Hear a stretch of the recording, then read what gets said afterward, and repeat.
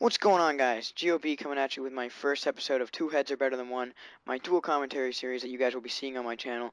And for my first guest today, I have Noah, or nv2095. So before we get into anything, why don't you tell them who you are and what you're all about?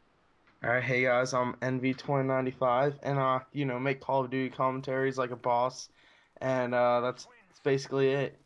That's what you do. You play hockey too, don't you? Yeah.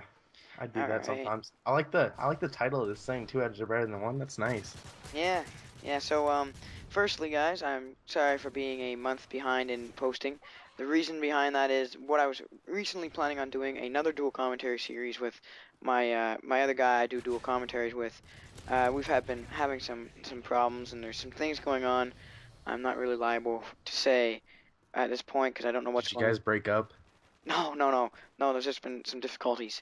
Anyway, and so I don't know where we're at with that, but you guys don't give up on that. I don't know where that's going, so I'll keep you guys posted on that later on. But now we're going to focus on this because I cannot be not uploading, so I'm just going to move right into this for now.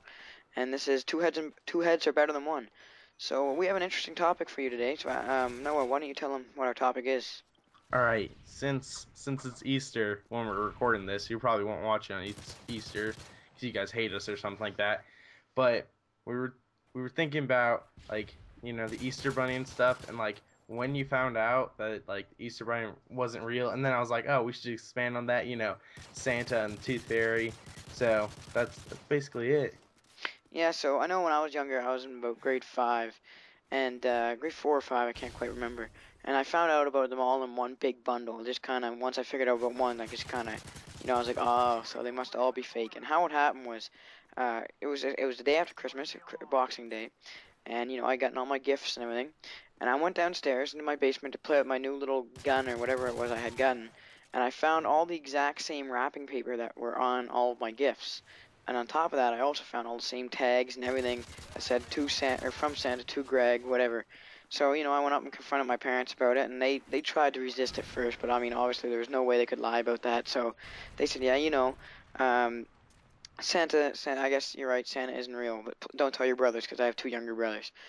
And then I just kind of was like, so does that mean nothing's real? And they again denied it at first, but being a stubborn little kid, I just ranted it out of them, and they ended up telling me, yeah, it's all, it's to keep kids in good spirits and stuff. And anyway, but I still enjoyed that Christmas. I got all the stuff I wanted. I was a little bit upset, just like most kids, but I mean, so what happened with you anyway? Oh, that's terrible because like I would see the wrapping paper, but I wouldn't believe it. I would be like, oh, he just brings the gifts and my mom wraps it. So that's how I thought. But so I actually found out first was the Tooth Fairy because like I had this like rotten tooth. I know it's kind of disgusting, but I found it in the trash. So I kind of knew after that the Tooth Fairy wasn't real. And then after like no one actually told me Santa and the Easter Bunny weren't real, but all those years of hockey and stuff makes sense. I mean, no one's like, yeah, Santa's coming anymore. So, I mean, basically, you just assume they aren't real. I mean, Santa could still be real. I mean, there's that Santa tracker during Christmas time. Oh yeah, Fully legit. that. Yeah. I watched it when I was a little kid. It would be on TV. I'd be like, oh my god, Santa's almost here. I gotta get to bed. And I couldn't sleep during Christmas, so. Yeah, well, I was always one of those little kids who tried to catch Santa in the act by like taking a video camera and putting it somewhere and hiding it. But my worst mistake was I never realized that mom and dad were Santa. So I'd tell them, I'm like, oh, tonight I'm putting this camera hidden here, and Santa will never find it. And then for some reason it'd be gone the next morning. I'd be like, oh, how'd he know? And I was always right amazed, but it was an inside job by my parents. Oh, lucky. I just wanted to sleep and get my presents like the next day. I was so excited because, all those wonderful gifts by the tree, and you're like, oh my god. But now, I only get like one gift because it's like a really expensive gift, like a laptop or something. So now it's just not like, yeah, I'm gonna get something. So my mom like hides it now. Well, Santa hides it, but somehow when my laptop came, it got in my room. So kind of freaky that Santa was in my room. Oh yeah. Well, most of my gifts most of my gifts were all for my car. Like there wasn't that many. I think I only got 6 gifts, and it was like just new tires and a heated seat cover thing, and just stuff like that. So I mean, like it kind of happens when you get older that you get less gifts, but they're as equal value because they're more valuable things, I guess. Yeah, I know because when I was oh, you go. I know when I was little, I used to get like 1,000 gifts, but they'd all be like little $20 like army men sets, like those little tiny army men and like toy guns and just the stupidest stuff. But I was always just, I don't even know how I played with that many toys, honestly.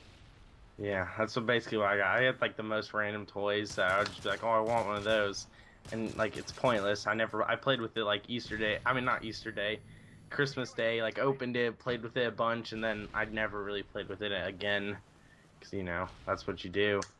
And you have a car, lucky. Yeah, well, I bought it with my own money. I've had a job, which isn't so lucky. I mean, I thought everyone thinks, well, I don't know if everyone, but I know when I first started working, I was like, oh yeah, I got a job. I thought I was very cool to all my friends. Yeah, I'm going to work today. And now it's just like, oh shit, I gotta go to work today. Huh. See, I don't have a job. I don't have my license yet, so it makes it difficult to drive anywhere to get a job. So Oh yeah.